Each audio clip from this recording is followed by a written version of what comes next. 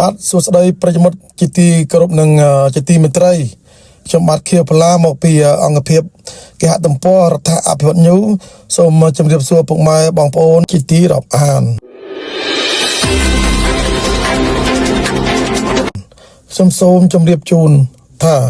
នេះថ្ងៃសុក្រ900ខែតុលាសាទឆ្នាំមមីអត្តស័កពុទ្ធសករាជ2507ត្រូវនឹងថ្ងៃទី7ខែសីហាឆ្នាំ2026នេះមន្ទីរសាធារណការនឹងដឹកជញ្ជូនខេត្តព្រះវិហារបាននឹងកំពុងបន្តបេសកកម្មយ៉ាងសកម្មលើការងារថែទាំជាប្រចាំលើកំណត់ផ្លូវជាតិ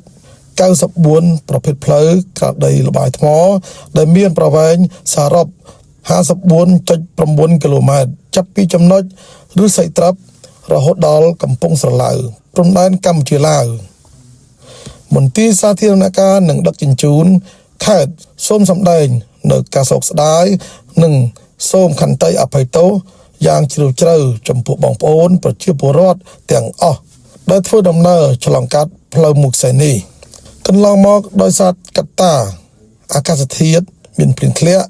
ជោគជាំបន្តបន្ទាប់បានធ្វើឲ្យផ្លូវមានការខូចខាត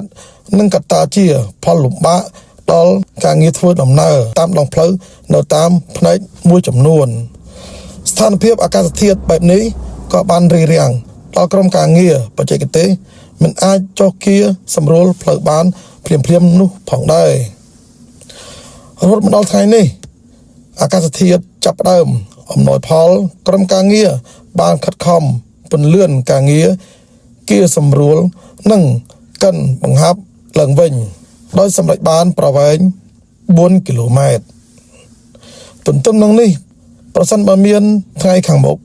មានភ្លៀងធ្លាក់ខ្លាំងបន្តទៀតក្រុមការងារអាចនឹងផ្អាកសកម្មភាពបណ្ដោះអាសន្នដើម្បីការពារគុណភាពផ្លូវនិងសមត្ថភាពបច្ចេកទេសអាស្រ័យហេតុនេះសូមពុកម៉ែបងប្អូនប្រជាពលរដ្ឋនិងអ្នកធ្វើដំណើរទាំងអស់មេត្តាជ្រាបព័ត៌មាននិងយោគយល់អធិស្ឋានដោយក្តីអនុគ្រោះសូមអរគុណខ្ញុំបាទខៀវផល្លាធ្វើសេចក្តីរាយការណ៍ចេញពីខេត្តព្រះវិហារ